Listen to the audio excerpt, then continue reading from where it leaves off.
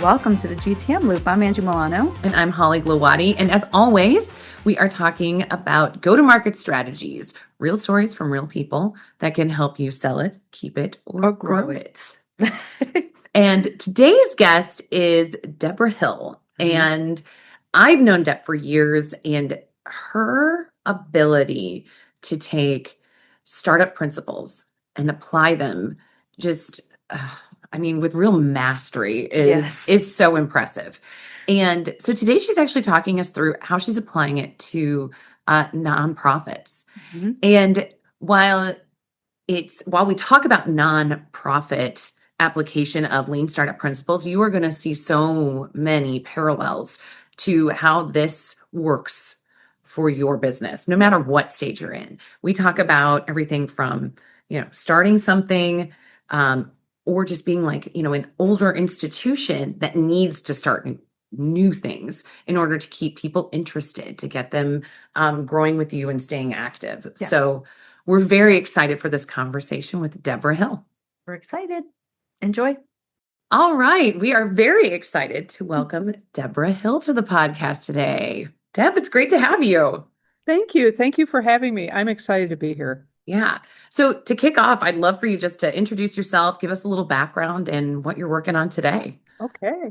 Yeah. So I've spent the last 30 some years in technology and finance, and had a lot of great experiences early on with larger companies like PeopleSoft and Kronos, doing enterprise type deployments of software.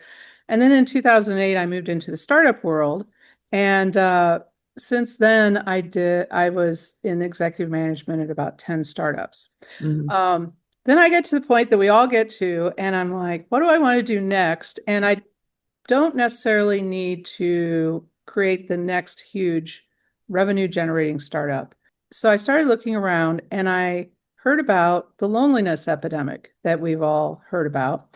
And almost at the same time, I heard from a couple of nonprofits how hard it was to get members. And membership was really declining. And that created a train of thought in my mind. And I thought, what did my grandparents do for fun, right? How did they meet people? How did they transition from having all their friends at work to finding friends outside of work and having a non-lonely existence, right? Yeah. And so my grandfather was an odd fellow. I don't know really what that is, but it's something like an elk or a Shriner, right? Okay. I thought you were saying he was odd. I know. But doing a little more research into that kind of thing, there were so many fraternal organizations, and men and women both were involved in helping their communities by banding together with other humans. And a lot of those organizations have hierarchies that sometimes satisfies that need for being able to be in a leadership role, things like that. In addition, there were faith communities. People were involved in their church, synagogue, mosque, temple, all that kind of thing, right? And then there were just, it seems like there were just more community organizations, block parties, things like that.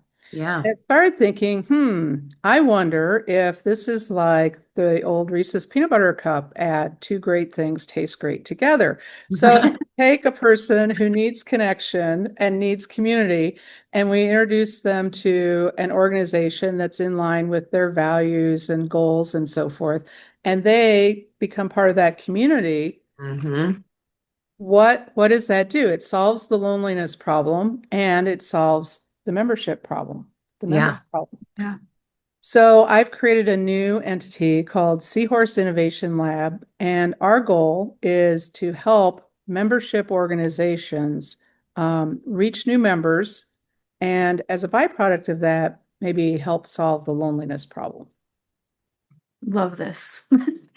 It's such a problem, and I think we talk a lot about founders, but I think even if you look at younger generation, because they're so used to being on a screen, that it's so much easier just to take everything inward, that helping them to discover new ways of being social that feel new to them old school to all of us. But Yeah. so I mean, I have a teenager, so I get to see it every day when they're all together, Yeah. but they're like this the whole time. Oh, yeah.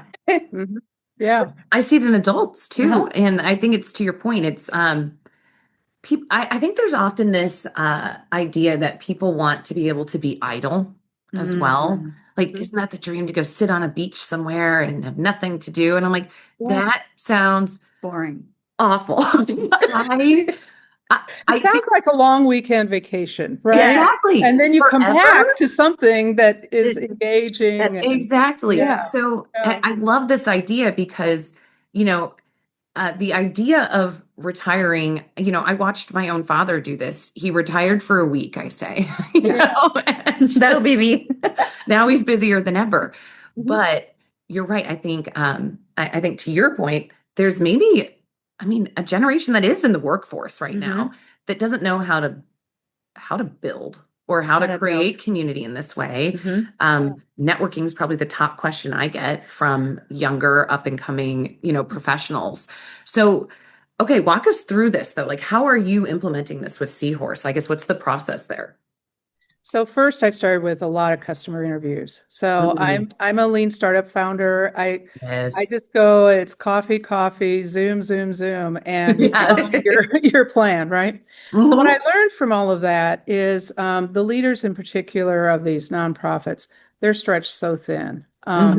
Because membership is declining, and in one way or another, members generally provide most of the operating revenue for a nonprofit, they've cut their staff, right? Mhm. And the other thing that I learned is members have all kinds of great ideas about reaching their community for the organization, but they don't really go and do it. They go to the leader and they're like, I got this great idea. We could have a knitting group, and there's another knitting group, and we could put them Yeah. together. You should go do that. Yeah. And the Yep. leader's like, I don't have time. I'm Yes. already doing like a job and a half. And, Yeah.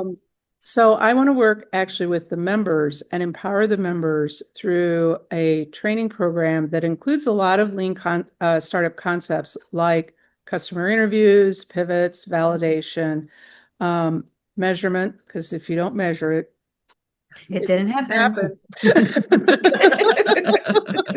So my goal is to train them, and then by the end of the training, they've had their first event. So they've had their first knitting group or walking group, or let's put together some kits for kids to use in a program, something like that. Yeah. And they've learned how to evaluate it. And then the other really key component for members to make this work is how does the person they're reaching move from the walking group to membership in the organization, right? So Yes. sometimes we're starting with an organization adjacent activity, right? So let's take the mythical Oddfellows that we don't know anything about. Maybe they have a walking group, and then, but their real mission is raising money for hospitals, right? Sure. So how do you bring that person from this sort of distantly adjacent thing Yeah. into full membership? So they have to come up with that pathway. And for most of these organizations, things that are really close to being a member already exist, right? Yeah. Volunteering at an event or coming to a meeting or something like that, that already exists. So what's the missing steps between just getting to know someone in that organization and learning it exists to doing something to that second to last step to becoming a member? So that's Yeah. what the members need to work out during the class. You're talking about this and you can just tell it's ingrained in having worked in startups Right. because it's like, we're in the process of planning like conferences, like conference Yes. attendance for clients. And I'm like, this is like our conversations that we have. But, Right. I think sometimes it feels risky to do it in your work environment, to work right. these things out. So I love that you're doing it in a nonprofit sense where that it's, there's only upside, there's benefit, and there's so much to learn from a process like this. Yeah. I think when we were talking, you gave us the example of like what you learned from a bake sale. And I loved this Yeah. because it really, I think this kind of encapsulates a lot of what you're doing and the thinking behind it. So I'd love for you to take us down that path. I've been to bake sales. We know what a bake sale is, We right? all, we've Bunch of all been people part in of it. their own kitchens, they make cookies and brownies, bring them to the Brownies. organization, and they Yep. sell them cheap. Yes. That seems like on the face of it to be a really simple thing to do, but it's Mhm. actually not. It's not a great idea for what I want members to do.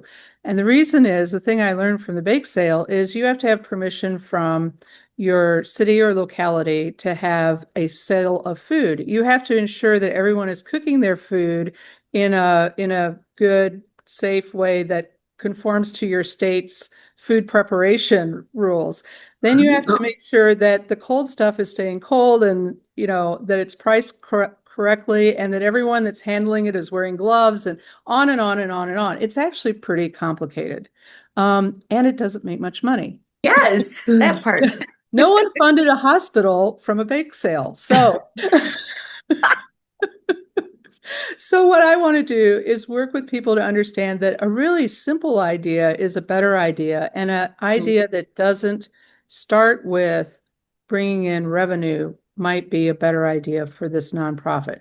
So the walking group is we're going to meet at the Starbucks and we're going to walk a mile this direction. We're going to go around and walk a mile back, and then we're going to sit at the Starbucks and, talk a little bit, socialize, right? Mm-hmm. So no money spent by the organization, no health rules to follow, no permits to get, nothing like that, Yes. right? Yeah. Just do it, and people enjoy it, and they show up and they buy their own coffee, and then you say, well, we're going to walk again next week, and then they come back, and that's when you start measuring your velocity. Are people coming back? Are they bringing their friends? And we kind of work on what might be good icebreakers that also tie back to your organization. So getting people to talk about the things your organization cares about. Yeah.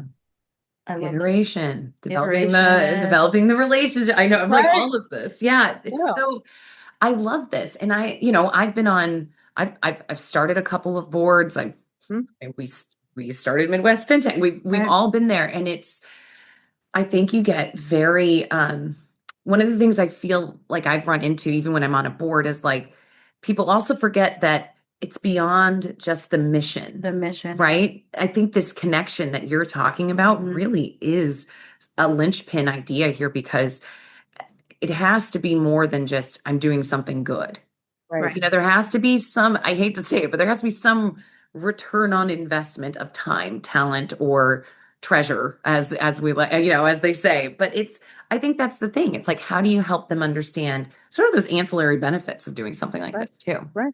Yeah. People hate to go to things that are alone. I'm a big fan of pet adoption and different organizations that collect pets from the street and perk them up a little bit and put them out for adoption. But I've gone to events sometimes with my dog, and I don't know anyone there, and it's kind of not that much fun. It's a little bit alienating, right? It's more fun to go with a group of friends, or you go and you see all the people that you were in the walking group with. Yeah. So that becomes then that next thing. So maybe we're doing a walking group and we're sort of under the very broad umbrella of this pet adoption organization.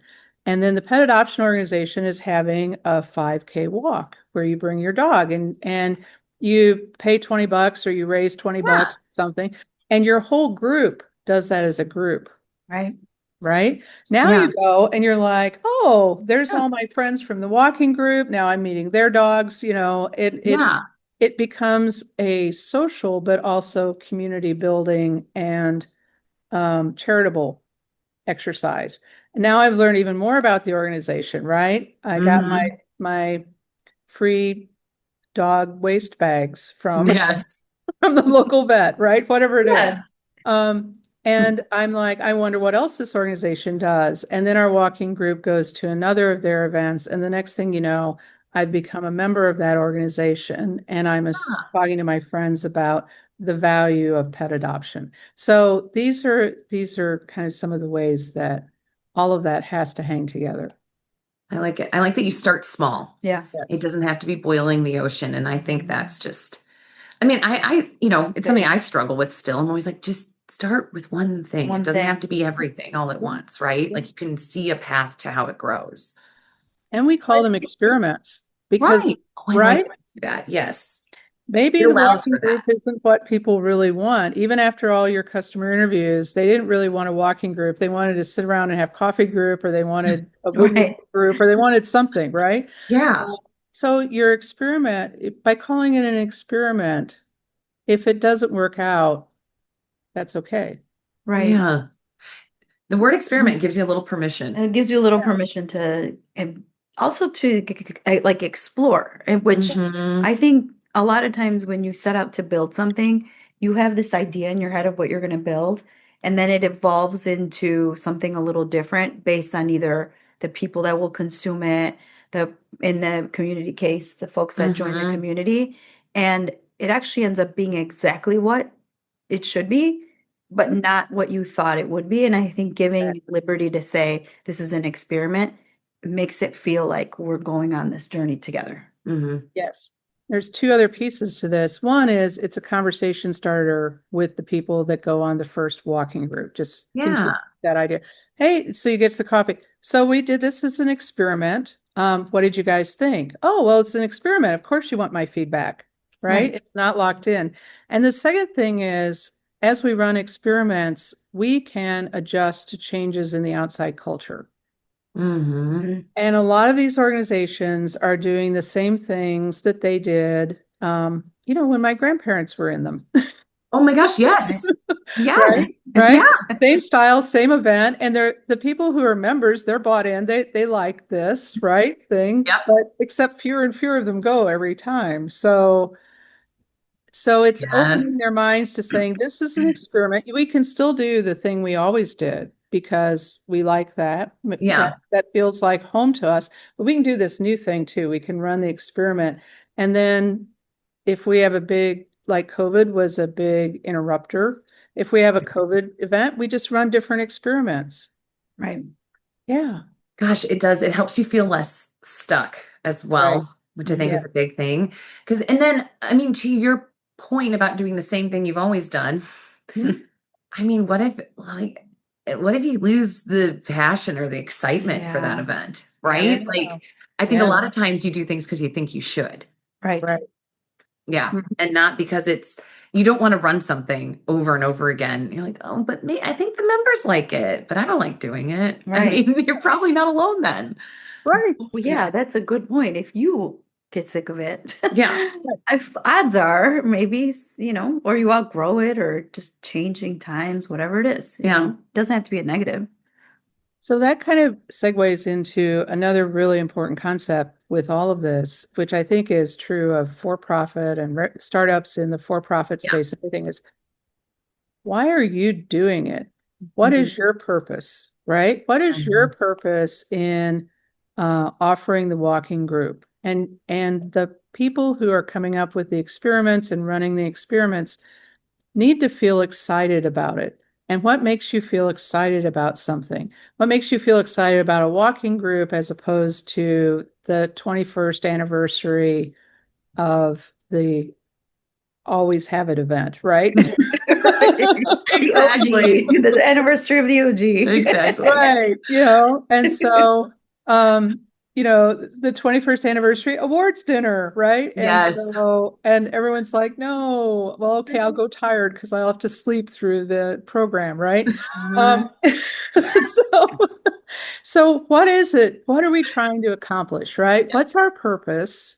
What gets us as experimenters excited? And I think that's something that every startup founder has to have. I was talking to someone who had a good idea for a startup, and I said, "Are you excited about this?" And he's like, "Well, not really." That's going to be a hard road if you're not excited about what And you're I'm like, Uh, "It's a great idea, but you need to keep coming up with ideas till you get something that you're like, oh, this is cool. I really need to do this. I am interested in this, you know?" yeah. Yeah. I mean, it's sort of like I can think there's been a couple of projects that I'm like, oh, that is so smart. Oh, yeah. And I want to be a part of it, but I don't want to be a part of it, you know? Right. It's just, maybe you've done it a million times, or Yeah. maybe it's just not something you're like, I don't know. Like I believe in it, but it's not Right. the work I want to do. Oh, that makes Exactly. it so much harder. And honestly, I think doing startup or not startup, sorry, nonprofit work sometimes burn you out more than Right. it can. And I think it can be, it's rewarding, but it can also be thankless because it is a Yes. lot of hard work Yeah. of your own time. And so you have to enjoy doing it. You have to. Brings us to a third sort of benefit of doing this is the It's like we leaders. knew what we were going to talk about. Um, Third benefit is the leaders are kind of burned out and overstretched, and now they have these members that are really excited about their experiments and they're running them and they're picking up and they're also learning to lead. So, a few minutes ago, you mentioned the person who's still in the younger person in their work life and stuff like that. Yeah. Well, join a nonprofit and learn to organize a walking group and learn to Yes. organize a trip to the food pantry to help stock shelves or, something like this. And you've got a transferable skill back into your workplace, right? Right. You as a member are benefiting. The leader of that organization is benefiting because you're bringing your professional acumen to what you're doing, right? And they're benefiting because you're bringing in more humans that can help stock the shelves and then move on to something else, right? So Yeah. it's a virtuous cycle. And that is, I think, really important. Whether you're a for-profit startup or a nonprofit startup, what's your virtuous cycle, right? Where do you go next? What's your roadmap? Like you're starting with these clients in this space, selling them a thing. Who else could you sell it to? What other things do they need? All those questions that we ask of a startup after they've conquered their first initial target market. I love this. That's a really good, that is a really good way to look at it. And I think as we were talking, I was thinking about one thing that is going through like the feedback loop and getting the information at the beginning and, Yeah. going from, I have this great idea and I'm putting it out there, the experiment. At Yeah. what point does it become a thing where it's like no longer the experiment and now like this is what I'm doing and I own the space. I'm taking up space in it and I'm leading. And I think it's the second part of what you just talked about, which is that's what happens once like you have your passion, you built your thing, you're going through it, you're figuring out who's going to lead each part. And it takes away that idea that I need feedback constantly or I need to have constant validation. Now it's no, this is what we're building, and I'm building a team of leaders that will follow up behind me so that when I'm done being the day to day, someone else can take over it. I think of family. We had this conversation in my family not that long ago that our elders, like aunts and stuff, they're starting to say, we don't want to cook the traditional meal anymore. How come you guys aren't learning it? And so the idea is that now the rest of us would be taking over and starting to learn to do these things. Because if we don't, then they fall by the wayside. But they're just Yes, tired of doing it. They don't want to do it anymore. Yeah. I agree. I face that in my own family, and it's really easy to have the traditional meal just go away when the matriarch passes the baton and there's no Right. one to pass it to, right? Yeah. Um, I think too, you brought up measurement, and it's always important to measure where you are because as founders, we get really engaged in the building. It's so exciting, right? And we're having events. It feels good, Yeah. And I had 5 people last time. I had 6 people this time. Yes. But is that, are we really measuring the right things? Activity versus real like Traction. movement and traction. Movement, traction. So for me, the velocity coefficient is the measurement I want to teach them because these people are members of nonprofits. We're not going to teach them They're not going to read a book on statistics. They're not going to, but we can use one velocity coefficient to measure that. And that says, if I had a walking group and 5 people came in week 1, and in week 2, I had 6 people, but 3 of the original people left, and I had 4 new people, is that good or bad? It's bad. And that may not be good. That you may be kind of going to trail off and have 4, 3, 2, 1 after that. So teaching them that it's important that the people that come to their experiment bring their friends to the next iteration, right? So do you remember the old commercial? There was a shampoo commercial. It still gets referenced in business things. I think it's getting hard to find on YouTube now. But anyway, she's like, I tried this shampoo and I really liked it. So I told 2 friends. And then the 2 friends pop up on the screen and they're like, and we told 2 friends and we right. And after a while, the whole screen is just like clones of this woman telling her friends, right? And that's what we need, whether we're a for-profit or a not-for-profit. We can be a for-profit and land one really big client that pays all of our bills. And then they find a different vendor next year and we're dead in the water. We've all been there. How many times we talk about the initial introduction land. But it is it's that keeping the activity up. Yes. Activity is important. Yes. But like, making sure that the activity is productive is the other thing, right? So I know, I think it's really hard. It's not easy. You know what I mean? And I think so having some sort of framework and structure for people to follow and kind of go through with you, I think it's so helpful. And it's not something that happens it doesn't happen in nonprofits. I also find that it doesn't happen in things like the arts or, you know what I mean? Anywhere where it's supposed to be like, you're just doing it for the good or whatever. And I'm like, but how is it sustainable if, there are no systems being taught to people who are creating really, and I mean this for both, really beautiful things, right? I mean, why can't beauty exist with a profitable model and educating people that way? Exactly. And the solution to all of this is when your velocity coefficient is going downhill, you need to metaphorically pick up the phone and call the people that aren't coming anymore. Now, you may not use the actual phone anymore, but there needs to be a feedback loop, right? Yes. You came to the first 2 walks, but we haven't seen you in 3 weeks. We miss you.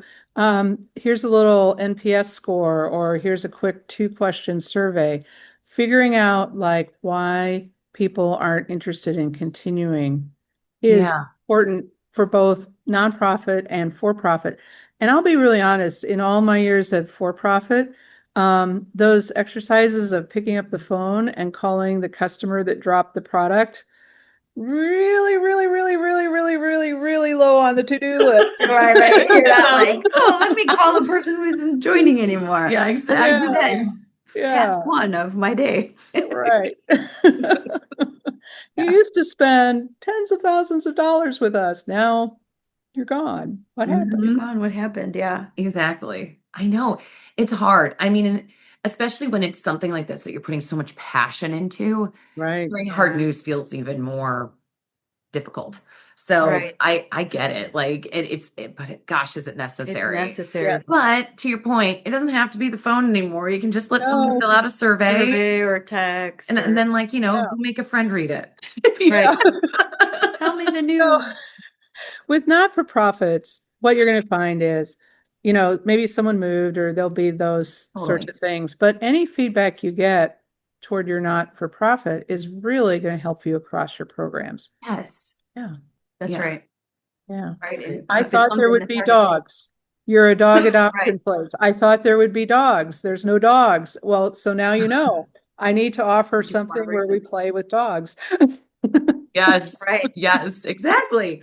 Well, that's what we talk about all the time is the best feedback is coming from the people who are actually using your product, even if it's hard to hear. They might tell you something that's a blind spot that you never even thought of. Right. So as painful as it is to do those and read them, they may save you or bring you something that's even better that you didn't even think about. Yeah.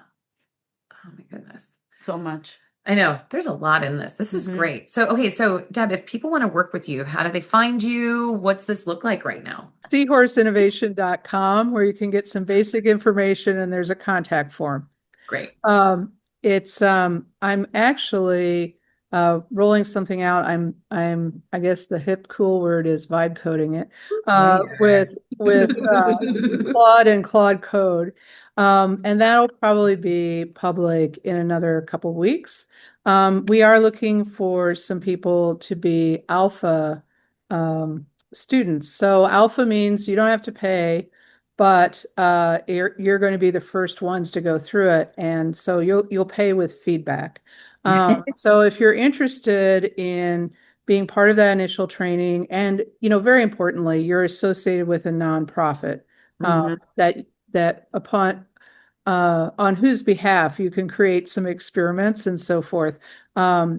Just go to the website, fill out the contact form, and say, hi, I'm here. I'm interested. Send me more info about the alpha class. I love this. Yeah, this is great. This was a wonderful conversation. No, this was a fun one. I'm so glad we got to do this. Well, everybody, check out Seahorse Innovation. We are so grateful to have Deb on today. We'll also do a link to the book, The Lean Startup. I think it's such a good one. So we should put a link in there so people can read that as well. But thank you, Deb. Thank you. You're welcome. Thank you for having me. This has been great. How do you know a conference conversation really went well? Not just, they totally get what we're building. I mean, really went well. Like, the exact pain you solve for that company, not just the pain you solve in general. They have budget, and who says go and when on that team. Now, if you're not sure, it might be time to relook at your ICP. And that means it's a great time to check out the GTM Loop system, a 5-pillar course series for fintech founders ready to build scalable go-to-market strategies. We're announcing our first pillar, clarify your ideal customer profile. It's available today for only $49. So go to thegtmloop.com or go to the show notes to click directly to the URL and get started today.